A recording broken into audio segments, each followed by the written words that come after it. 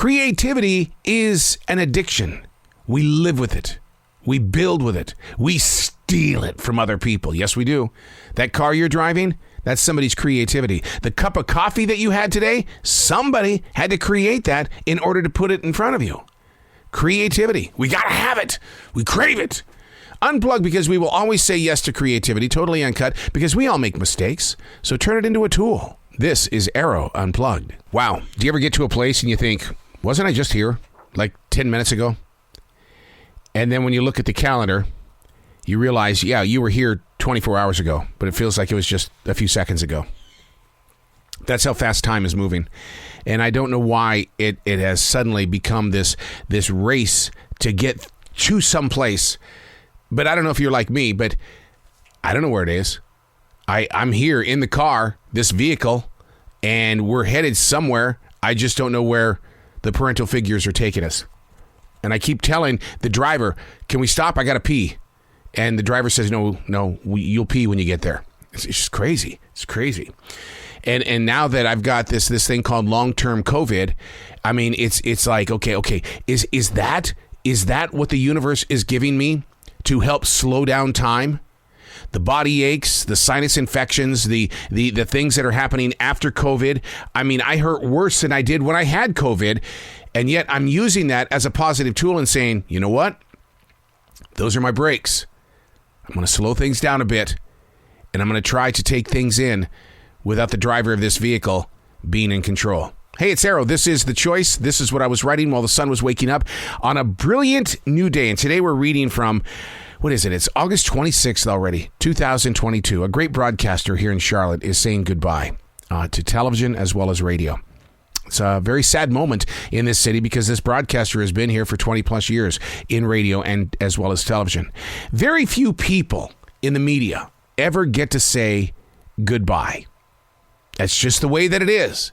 Usually when broadcasters disappear, well, it's because the radio station is going a different direction and they don't get to step up there and say, well, it's been really fun. I've had a great time with you. I think I've only done that one time. And it was when I was on KOOK in Billings, Montana in 1985. And the funniest thing about that departure was that I said I was going to Charlotte, South Carolina. I didn't know that Charlotte was in North Carolina. I didn't know. I just knew that I was bolting. I had to get out because I heard the calling. You got to be someplace and you got to be here. And this is where I need you to be. The universe talking to the broadcaster, because to each and every one of us, I don't care what you believe in, you're being called and pulled in a direction that is totally out of your control. Yeah, most people in broadcasting are thrown to the side and lost without any word shared. But Derek, he's getting the opportunity to say so long to this market.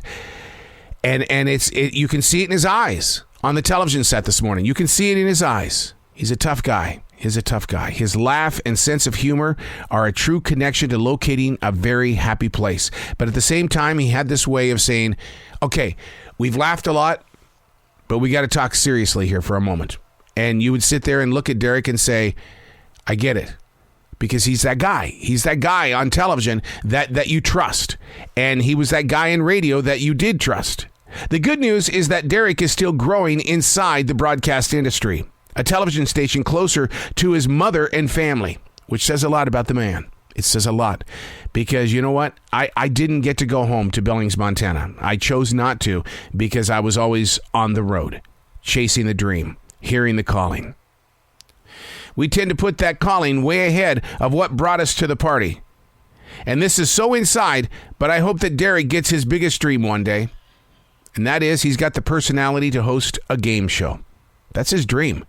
To be there on a game show every day with all the blue-haired ladies. And nowadays, since they're doing game shows during prime time, oh my God, wouldn't that be great if one day I turned on the television set and there was that kid who called me up one day from Wisconsin. Hey, I want to come and do radio in Charlotte. You do? How old are you? Okay, I'll go talk to the people that may be interested.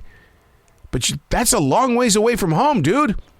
I came from Montana. I know what the culture shock was like. Are you sure? Yeah. I really think I need to be in Charlotte.